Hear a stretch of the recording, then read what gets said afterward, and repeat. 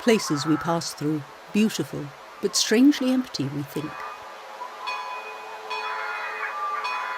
Strange because as the soil appears rich, deserted farms and villages and unworked land don't make sense.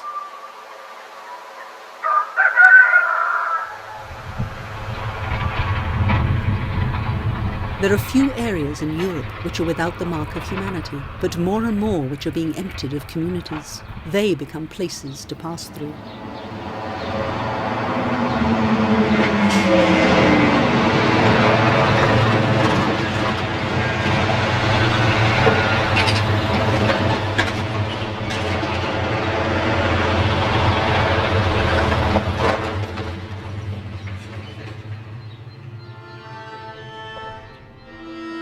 In this episode, we go to a rolling river valley in the north of Germany's south-central state of Bavaria, a region called Franconia between Bamberg and Coburg. Dense forests surround the rolling farmland.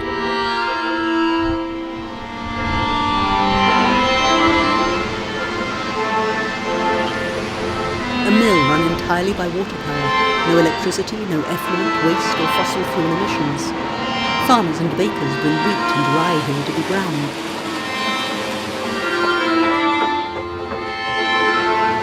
Helmut Lohner, 68, a miller all his life.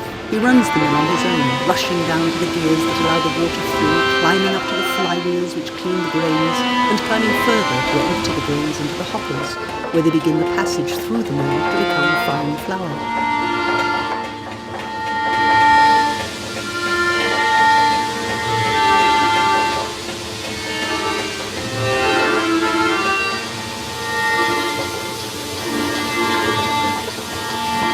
Between his heaving, hauling, opening and testing, he said, "There used to be 15 mills on this river. Now there's just me, and I'll have to close soon. There's an industrial mill 10 kilometres away. They do greater volumes more cheaply. But local farmers and bakers must travel the round trip. Helmut will be unemployed, and the industrial mill runs using fossil fuels. What is cheaper for the bakers will be more expensive for the economy as a whole, and damaging to the region's ecology."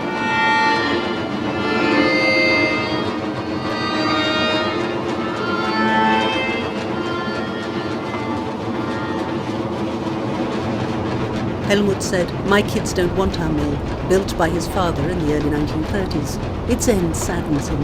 He admitted, the passing of this life and the profession hurts a bit. In the late 1930s, the Nazi government forced farmers to stop making bread, butter and cheese, demanding all raw produce be sent to the fighting forces.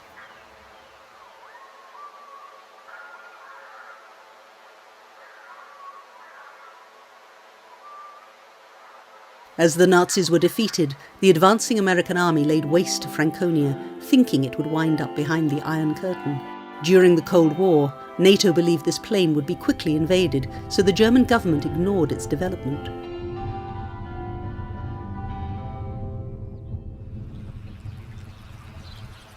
When a people lose a part of their knowledge and traditions, they lose a part of their identity. They must struggle harder to keep alive the things for their children which have always defined them: music, food, beliefs, and local myths. In the village of Groß-Walburg, Elke Bosendorfer and her daughter Gunde Grotzmann make 70 loaves of Landbrot, the country bread, 10 times a year.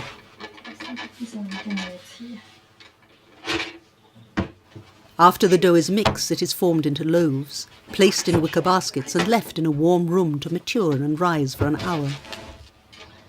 The communal oven is fired from apple, plum, cherry and hazelwood, collected by Elke during the winter. Villagers also produce cider and an apple wine and maintain a barter system. The women said communal cooking and bartering goods creates society.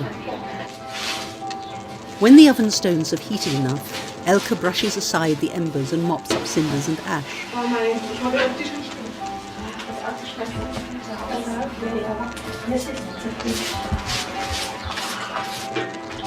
Before sliding the now risen loaves in, she paints them with water to crisp the crust as it bakes. Humbly she said, "The bread is made by guesswork." Making the dough, forming the loaves, keeping the fire going and sliding the loaves in and out of the oven is strenuous work. But they do it because they wish to eat bread of their own making, and because they say it's more healthy than store-bought food. The women rest as the hot oven bakes the bread. Another way of keeping alive regional culture is seen in this castle, now the Germanischer Museum, where groups of local musicians perform traditional music.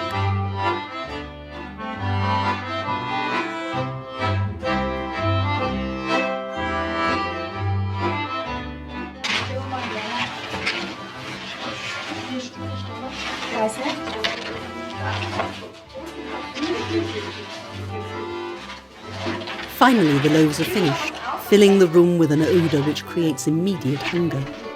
They're loaded onto the cart and distributed to the villagers who participate in the barter system.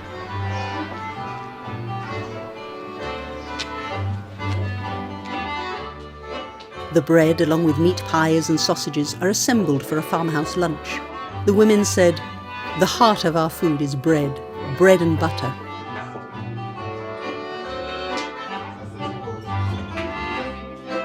Elke's granddaughter said, "On a free day from college, I helped my grandmother bake. It's too hard. After my mother finishes, the tradition will die." Gunda said, "The young like the romance of it. Maybe it will continue for special festivals, but still they come and eat the bread. For the moment, their community survives." With a refreshing glass of cider, the farmer said, "My secret of health is good food and 12 hours of work a day. The more work I do, the more I can drink."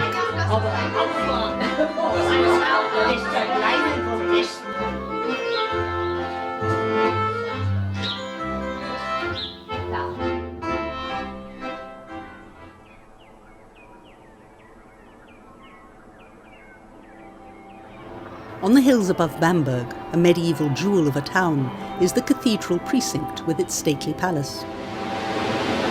Below, the old town borders the river and its weir. A few streets up from the river is the Mars Brewery, making beers according to 1,000-year-old Reinheitsgebot rules, combined with modern organic practices. The owner's son, Stefan Michel, oversees each process, as testing the alcoholic content of the fermenting malt at this early stage of beer making.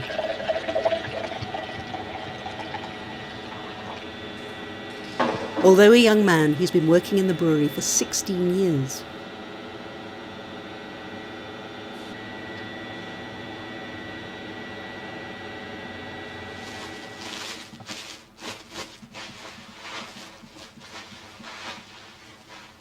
In the brewery's storeroom, he smells, tastes, and looks at each newly arrived sack of locally grown malt.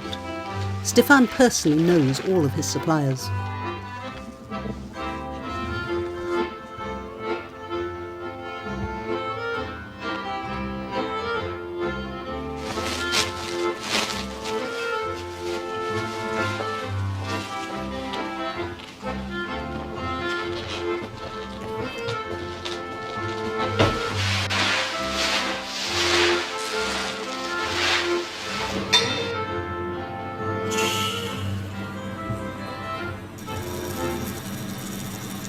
Amongst the spotless aluminium vats where the brewing occurs, Stefan appraises the odours, clarity, smoothness, bite and complexity of the flavours which he encourages from his organic raw materials.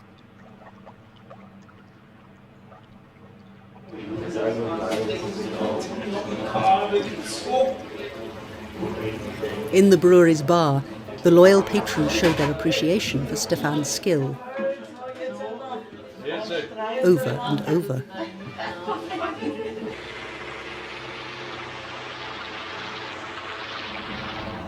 The area is dotted with beautiful walled towns and villages rich with sculptures and decorations representing the success of these once wealthy principalities.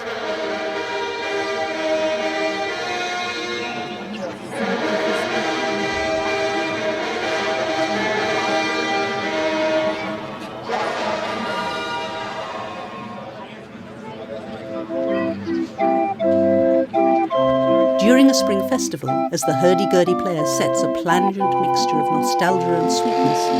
Andreas Martin, a one-time forester, sculpts life-size boar out of tree trunks.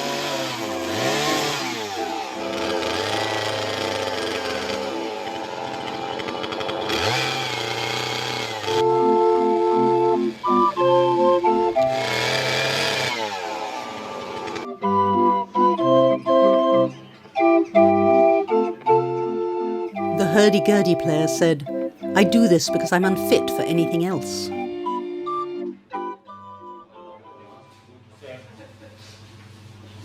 Stefan's uncle, Burkhard, half-owner of the brewery, is a thoughtful chef who has created a restaurant and beer garden serving traditional Franconian dishes.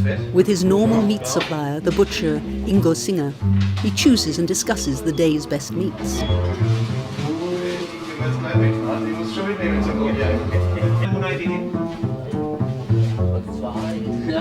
Later he does the same with Herr Eichfelder, owner of a town-based kitchen garden, which supplies Burkhard his daily fresh vegetables from his 25,000 plants under glass.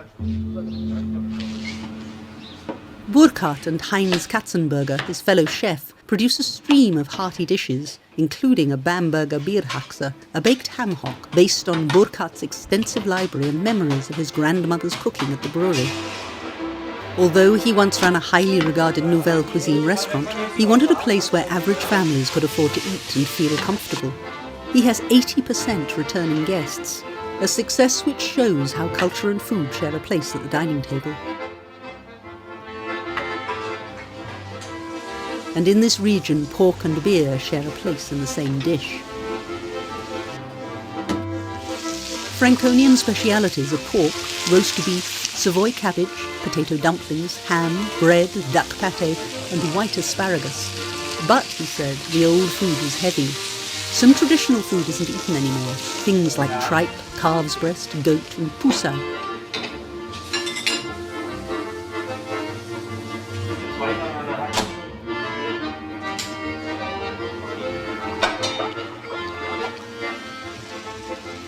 He lightens his sauces, serves more vegetables, and adds a touch of spice, a response to healthy eating as well as to the influence of Turkish, Chinese and Italian restaurants, which have changed people's thinking about food.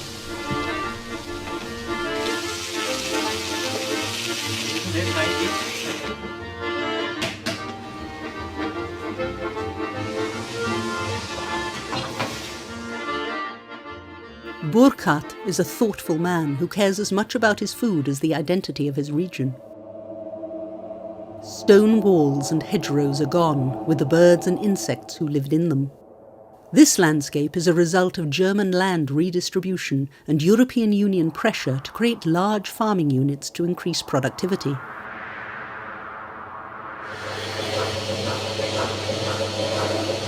The open fields are not suitable to graze herds, which are now kept permanently in barns. Helena Angemüller, her husband and son have 150 dairy cows, whose diets and health are carefully overseen on their family farm at Großherat near Coburg.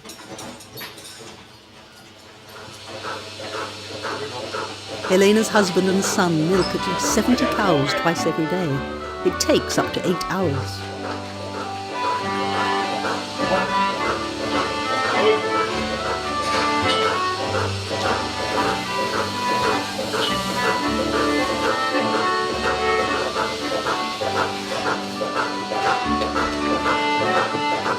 The udders are washed and the pumps attached over and over.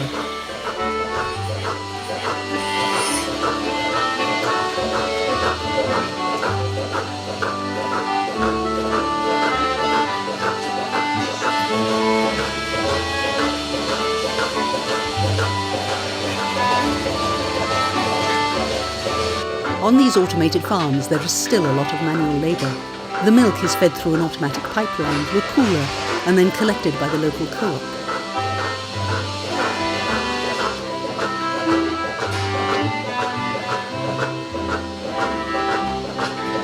These men have little rest and virtually no holidays, as they struggle in a market which continually reduces the price of the only commodity they produce. Early morning. Helena makes Quack by warming the skimmed milk for a day, and then separating the curds from the liquid or whey.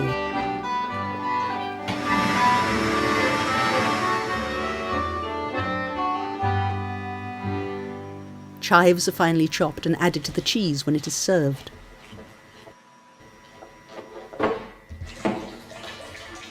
The fatty part of the milk is beaten and stirred into butter, and the remaining liquid is drunk as a buttermilk. Helena's family have been in the area since 1700. She said, "When I was a girl there were 15 farms, now there are 2. There are new buildings and industry. People don't work on farms. There's good and bad with this. People are selfish. They don't take part in village life. They work away and return at night. They won't do anything for nothing. Not a lot of giving, although happy to take our cakes and breads. It's difficult to keep our community." For her, the best part of her life is her freedom.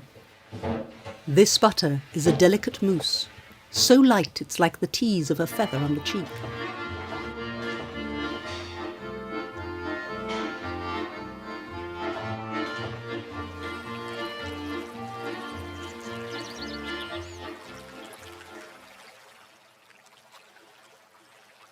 A celebration of the much-loved Sweetwater Carp at the Windfelder am See restaurant.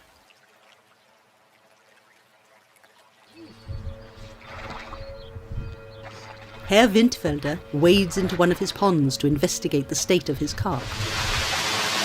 He transfers them to his holding bins when they're 3 years old, big enough for a meal. He said, "The most difficult thing is to always have the same quality. I feed the carp a mixture of rye and wheat. Most of his recipes are traditional, but he's created new ones. In this way, traditions are modernized. He saves their prized liver for cooking."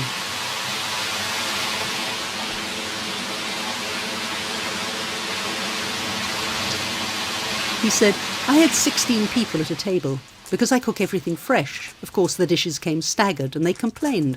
I told them to go to McDonald's."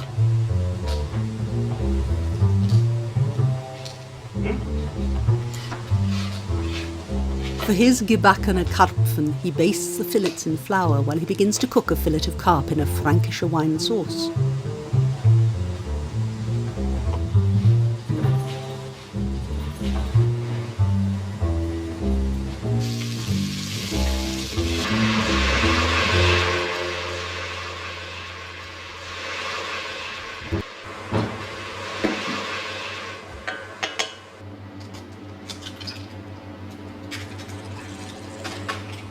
He joins eggs and cream for the sauce, and then returning to the fried carp, he bathes the fillets in a mixture of beer and water and coats them in breadcrumbs.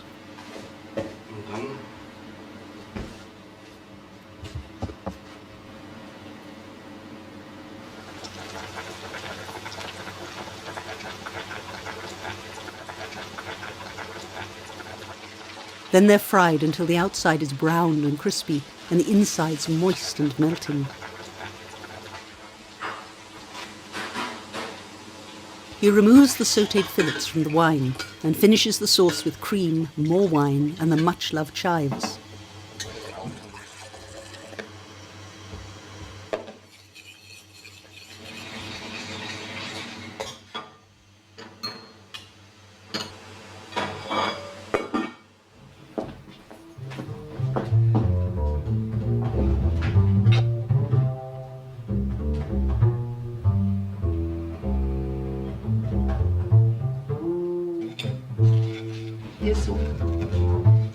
His wife and partner shows how to appreciate the fried fish.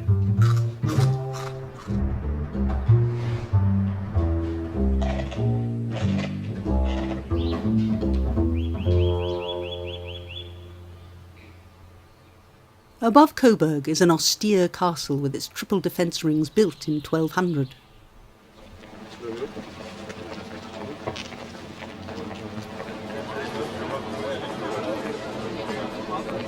But below in the town, decorated facades and the busy life-filled market square reveal how European unity rather than war has created abundance and pleasure.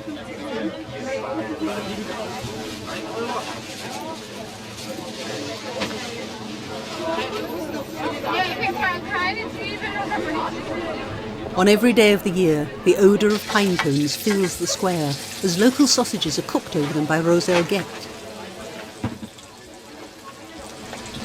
Nothing else will do but to collect the pine cones every autumn for the year's supply, because only they offer the right smoke to help flavour the local, much appreciated sausages.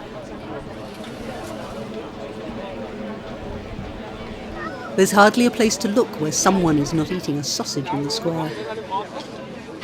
As in Chef Michael's Bierhaxe and the Coburg sausages, pork is the dominant meat in the area.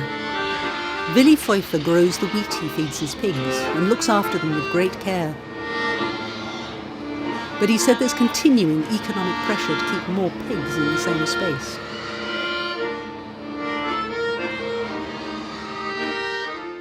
In an area of traditional foods like Coburg, where diplomas of royal appointment still grace the walls of butchers' shops, Konrad Schlick buys from only 7 pig farmers, including Willy. As he mixed his secret spices for his sausages, he explained that the recipe hasn't changed for 6 generations.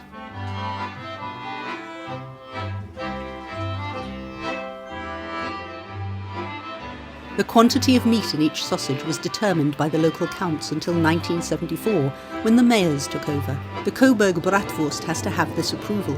Only Konrad and 4 other butchers are authorised to make them.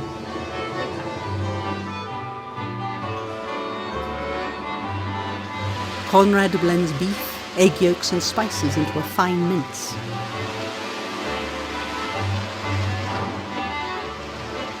He adds pork belly and speck, a fatty bacon, and blends them into a fine paste.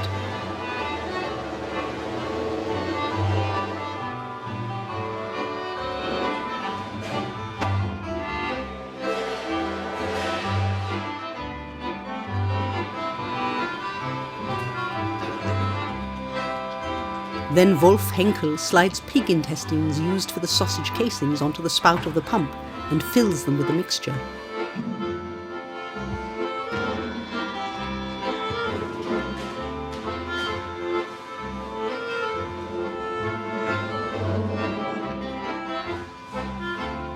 Konrad, Wolf and Helmut Panhans work efficiently as a team, making kilo after kilo to be sold from the stall in the square by Roselle. Konrad is as proud of his wife and child as he is of carrying on the family tradition in the same shop as his forefathers.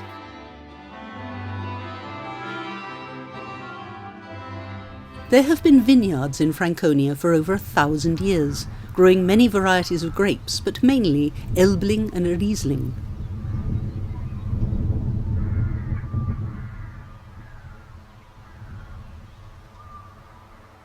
In early spring, the plants are trimmed and tied back as the sap begins to rise.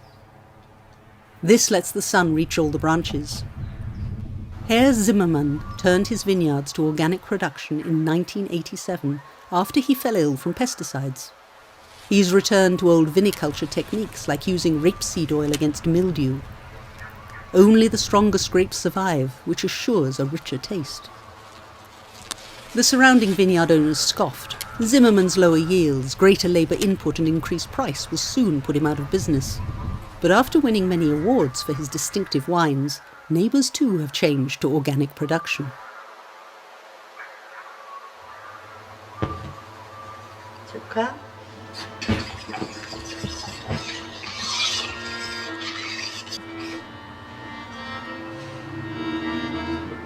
In the kitchen of Mr. Zimmermann's wine cellar, Marta prepares a traditional sausage dish with carrots and onions, sweetened with sugar, flavoured with bay and juniper, and then cooked, of course, in their own white wine.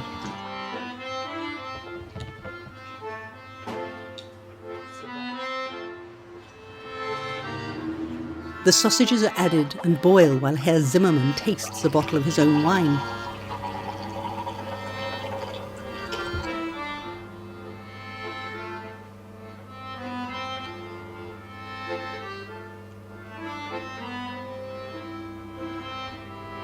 When the sausages are cooked through and the alcohol has burnt off, it's ready to be eaten by a local connoisseur.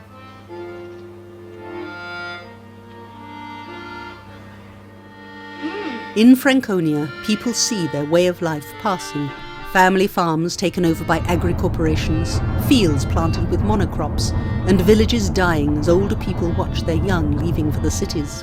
Nonetheless, there are still visionaries and insistent hard workers who refuse to surrender and who continue to find ways to celebrate their traditions in the emptying countryside. Perhaps they may invigorate us all.